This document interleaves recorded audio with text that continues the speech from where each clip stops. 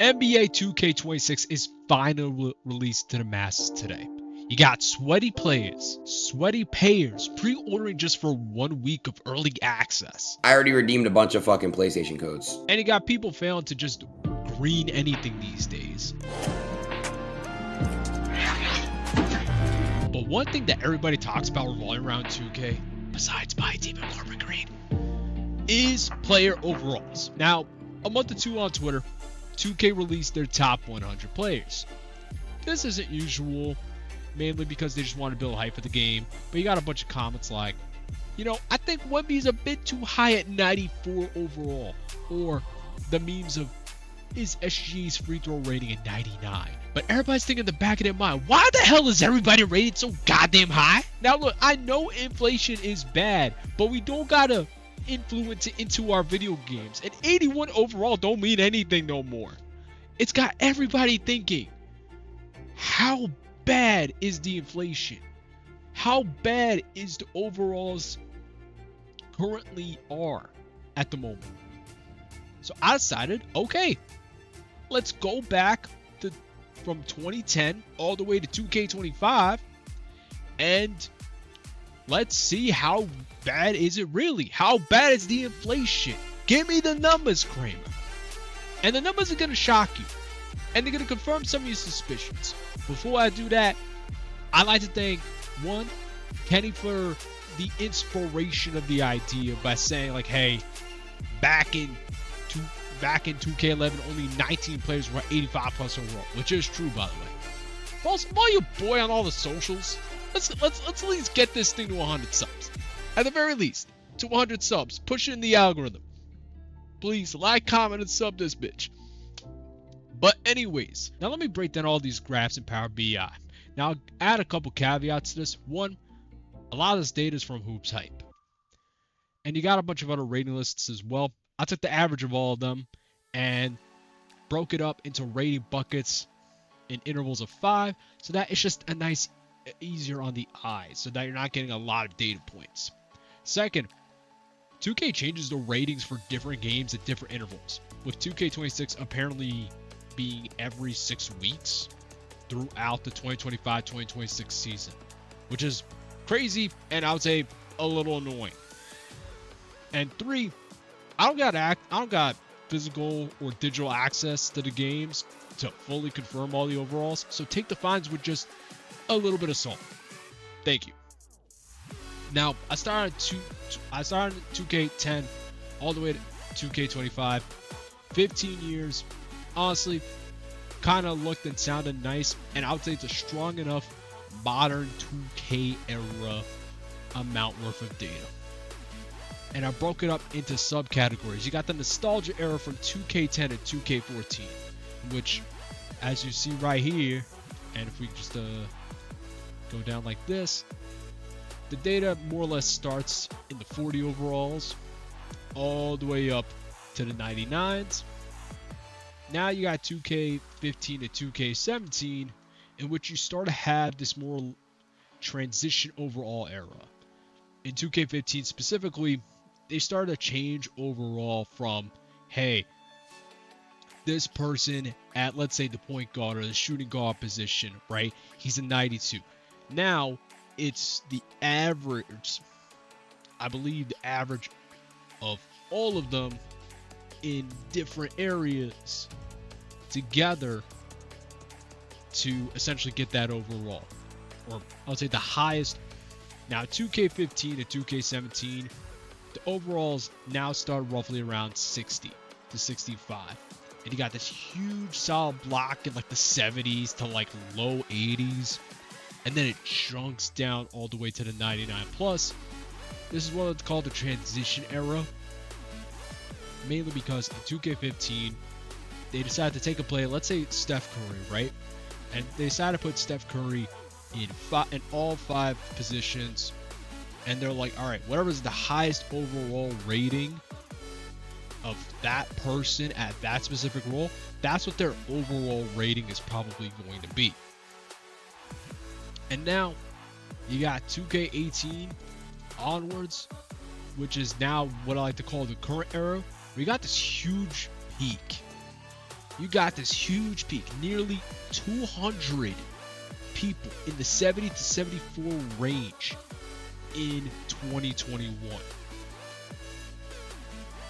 So you'll have this huge peak of people within one or even two of these rating buckets, and then you have this gradual curve down around 85 or so, and it gets a little more pronounced in 2K26.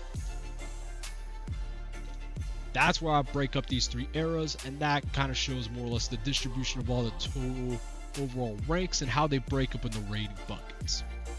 Now, I decided to take 6 main years: 2011, 2013, 2014, 2015, 2024, and 2025. With 2021, it's the first year, a nice tune-up year after 2K10, the beginning of the modern era, where the guys over at 2K are like, hey, let's kind of tweak the formula just a bit to figure out what the heck is going on. And as you can see, it's a nice gradual curve. It's a nice gradual curve from the low 40s all the way to your 99 overall. And then your top 100, you also have this nice curve of your top 100s. You have a decent amount in the 70s, and then it slowly patterns out to 99. Then you got 2013. Now in 2013, I would say it's similar in terms of the total ranking distribution. But look at this thing. Look at this thing. It is so even. It is eerily even. From the 99s all the way to this midsection between 65 to like 84. You get a very, very even distribution in terms of the overall rankings. But in terms of the top 100, it's, I would say, fairly linear. And going with the trend from you see from the total rankings, it more or less matches with what's going on. Now 2014 and 2015, they're more or less your precursor, as you can see in 2014, to more or less this modern era group of distributions right here. And you also got the beginning of the transition era in 2015. And as you can see from the top 100 rankings, they have this similar type of hump in between like 10 to 15 ranks, and then you have this sudden drop off of players in the high 90s. And then we got 2024 and 2025, in which they're more or less the last 2 years of 2K ratings.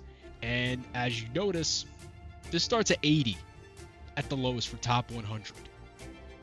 80 is the very minimum.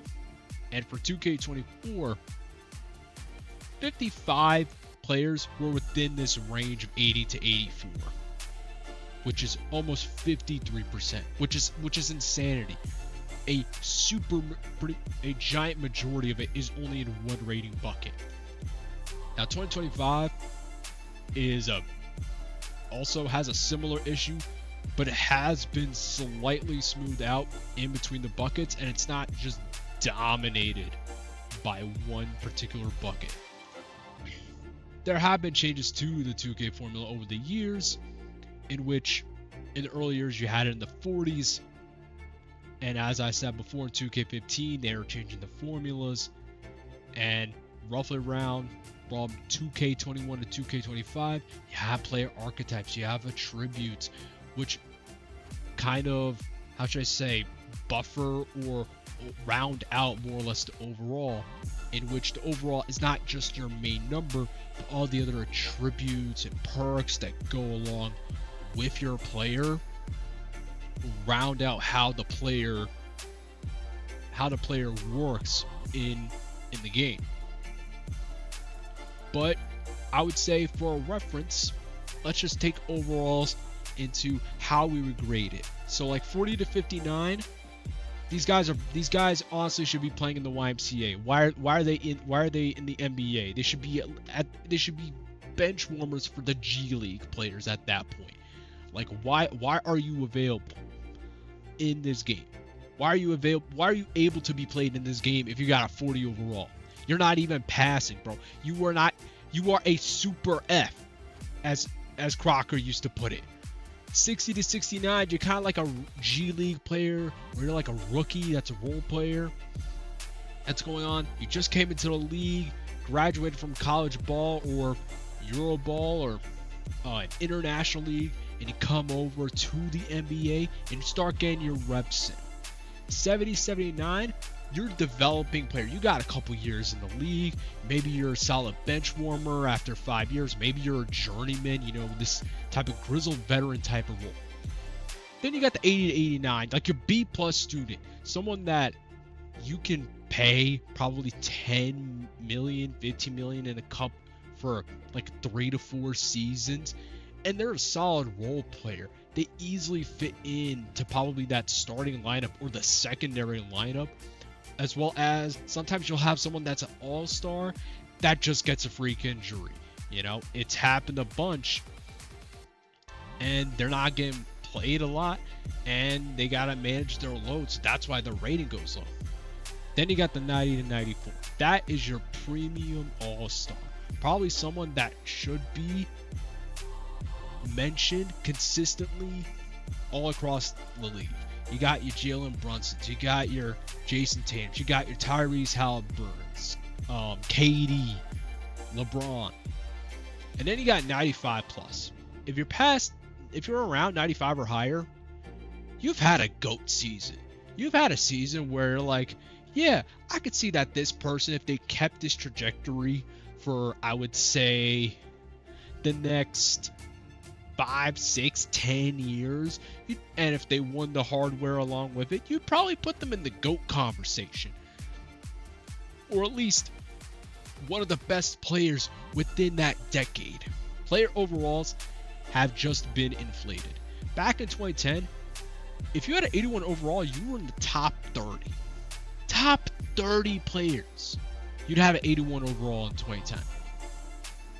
And in 2011, 34. Then it starts going down. 2014, oh, you're 81 overall. Now you're in the 60s. Then, they're like, you should probably, bump these numbers up a bit. 2018, you're at 64. Like, you're kind of getting scary. You're within this nice little average line, this trend over the years. Surely it's not gonna get that bad, right? Bam. 97. If you kept the same average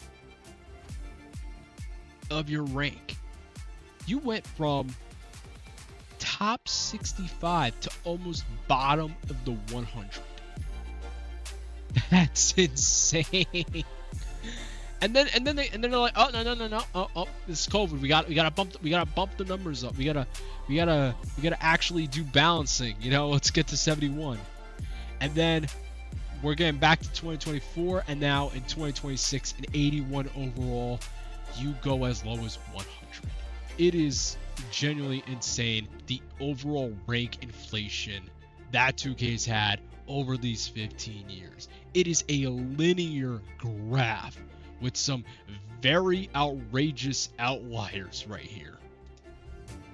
Now you might be saying to yourself, well, why an 81 overall? I think if you're a decent student, you probably had maybe, let's say, some 83s, maybe a 79, maybe you overslept and you got a question wrong. You're like, man, I think it might be this answer or may not be like that. But roughly, you're a decent student that's kind of coasting by, had like an 81 to 83 average. I would say, you're solid B minus B student. An 81 seems to be good. And 2K kind of followed that same formula of like, hey, let's get a lot of these people just squeezed in to this to this B average.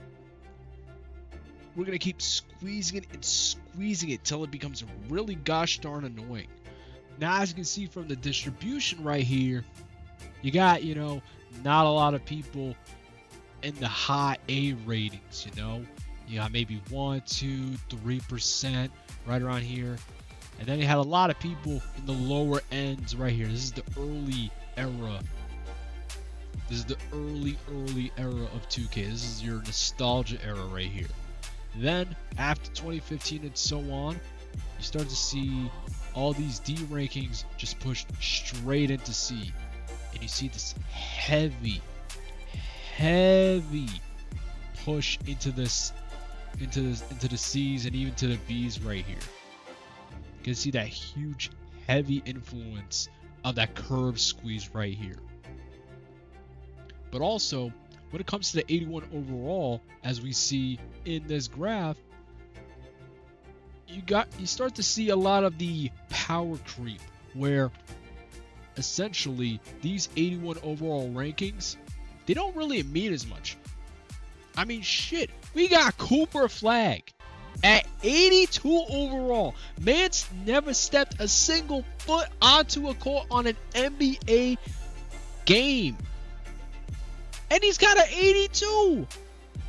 Like, he's got a higher rating than Lou Dort, and Lou Dort won a chip with SGA, with Chet Holmgren, with Jalen Williams, and he gets an 81, and Cooper Flag just exists, gets an 82. Wemby, how the hell does Wemby, after what, 1.5 years of games played, actually even less, 94 overall?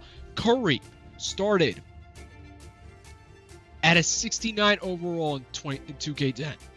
69 overall. It took him 8 years of grinding, of becoming one of the best three-point shooters ever. And he got a 94. You had him at 96 overall a year or two later. You got Drew Holiday, who got 2 rings, one in Milwaukee and one in Boston.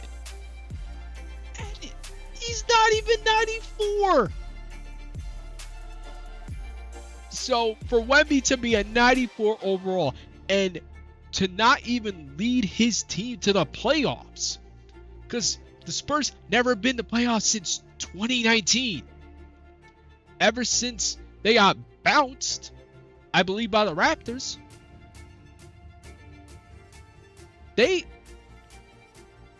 haven't made it since. Greg Popovich is retired. They got a new coach. Wemby got injured halfway through the season with DVT, and he still gets a 94.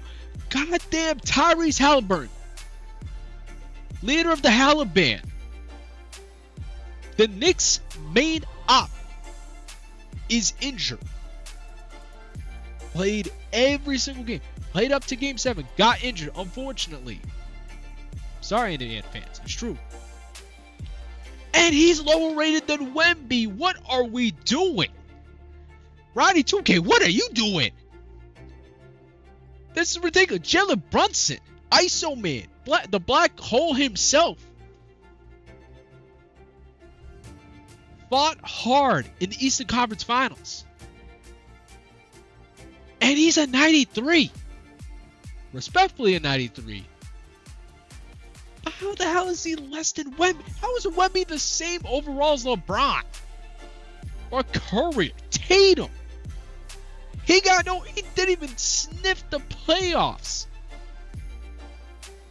and you're giving him this? It is ridiculous. Some players are just way too damn high. In my opinion, Embiid should not be a 92. Embiid should be an 84. Just due to his health and longevity. He's not that same guy no more. He's not him no more. And overalls have gone way too damn high. And you want to know why overalls have gone way too damn high? And why so many players have gone inflated overalls? Is because I do sincerely believe that 2K does work with the NBA to an extent to try and promote the new face of the league. Let's be real. LeBron, he's on his way out. KD's on his way out. Chris Paul's on his way out. Kyrie, Steph Curry, James Harden, Westbrook. All of these players are retiring. We're going to see a new era. And so they think with 2K, with some quote-unquote logical reasoning, we got this new era of ballers. We got fully complete teams instead of the big 2 or big 3 eras, right? Let's entice this new era of who's going to be the new face of the league. And you see this all the time with this new face of the league stuff. In my opinion, when LeBron retires and after a couple years, we could then figure out who's the new face of the league. But right now, this ain't it. And in my opinion, I think this push for Wemby to be the face of the league, I believe, is very premature. And now we gotta let the chips fall where they may. But if you enjoyed it, these are all the references that I got for all the data going on and for all the stuff and the research that I put into this. This is the tweet that pretty much gave me the idea of this video. But anyways, if you like what you saw, if you learned what you saw, and if you're surprised about it, please like, comment, and subscribe. But yeah, that's about it, bro. Have a wonderful day.